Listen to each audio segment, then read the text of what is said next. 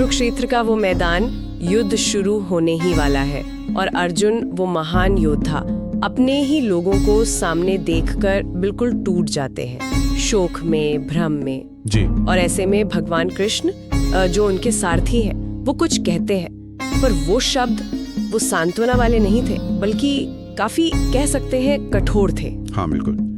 ये भगवत गीता के अध्याय 2 का श्लोक 2 है और ये पहली बार है जब कृष्ण अर्जुन के विलाप के बाद बोलते हैं। आज हम इसी श्लोक पर थोड़ी गहराई से बात करने वाले हैं। हमारे पास इसकी व्याख्या भी है और हम समझना चाहते हैं कि कृष्ण की ये पहली प्रतिक्रिया इतनी तीखी क्यों थी, इसका महत्व क्या है। हाँ, ये क्षण बहुत ही नाटकीय है।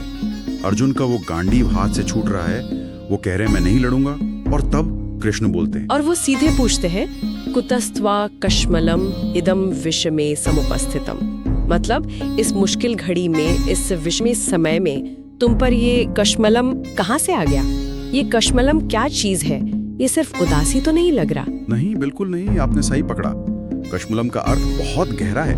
ये सिर्फ दुख या उदासी नहीं है, ये है मलिनता, एक तरह की मानसिक अशुद्धता, कायरता, दिल की कमजोरी। अच्छा। कृष्ण अर्जुन के इस शोक को एक योद्धा के लिए अनुचित मान रहे हैं, एक ऐसी कमजोरी जो उनकी बुद्धि पर छा गई है। और ये विस्मय शब्द, इसका क्या महत्व है? विस्मय यानी इस कठिन समय में, ठीक युद्ध से पहले, मतलब ये कमजोरी तब आई है जब इसकी उम्मीद बिल्कुल नहीं थी, जब सबसे ज्यादा मजबूती चाहिए थी, ऐन मौके पर। तो कृष्ण सीधे सीधे अर्जुन के अहम, उनके आत्मसम्मान पर चोट कर रहे हैं और फिर वो आगे कहते हैं कि ये व्यवहार अनार्य जुष्टम है। इसका क्या मतलब हुआ? जी, अनार्य जुष्टम मतलब जो आर्यों यानी श्रेष्ठ पुरुषों को शोभा न दे। कृष्ण यहाँ अर्जुन को याद दिला रहे हैं कि तुम एक क्षत्रिय हो, एक सम्मानित व्यक्ति हो, तुम्हारा कुल तुम्हारी प्रतिष्ठा है। आर्य वो है जो धर्म, साहस, कर्तव्य का पालन करे, और तुम्हारी ये व्यवहार, तुम्हारा ये मोह, तुम्हारा युद्ध से पीछे हटना, ये इन गुणों के बिल्कुल खिलाफ है। तो ये सिर्फ भावनाओं की बात नहीं रही, अब ये उनके कर्तव्य और पहचान से जुड़ गया है। बिल्कुल, ये उनके क्षत्रिय धर्म पर सवाल है, उनके वजूद पर सवाल है। अच्छा, तो पहले कहा कि ये मानसिक कमजोरी है, फिर कहा कि ये तुम्हारे जैसे श्रेष्ठ व्यक्ति के लायक नहीं, और फिर कृष्ण इसके परिणामों के बारे में भी बताते हैं। हाँ, तुरंत वो 2 बातें कहते हैं, ये व्यवहार अस्वर्गीयम है और अकीर्तिकरम है। अस्वर्गीयम और अकीर्तिकरम, इनका क्या अर्थ है? अस्वर्गीयम मतलब इस तरह डर या मोह में अपने कर्तव्य, अपने स्वधर्म को छोड़ने से स्वर्ग या कोई आध्यात्मिक लाभ नहीं मिलेगा, पुण्य नहीं मिलेगा, उल्टा पाप लगेगा। हाँ बिल्कुल।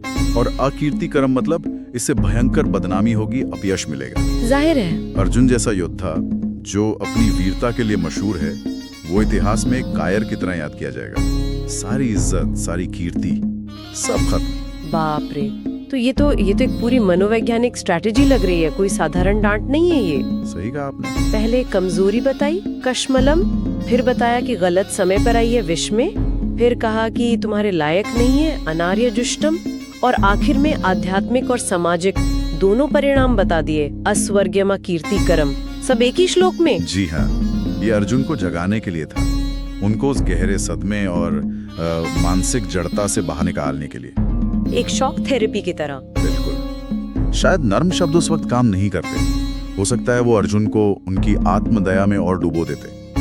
कृष्ण को उन्हें आईना दिखाना था, और इससे गहरा सबक भी मिलता है ना, कि आत्मदया, मोह, ये बड़ी से बड़ी हस्ती को भी उसके रास्ते से भटका सकते हैं। सही बात है। और असली आध्यात्मिकता जो है वो मुश्किलों से भागना नहीं है, बल्कि उनका सामना करना है, हिम्मत से, विवेक से, खासकर जब संकट का समय हो। और रोजमर्रा की जिंदगी के लिए भी इसमें एक संदेश है।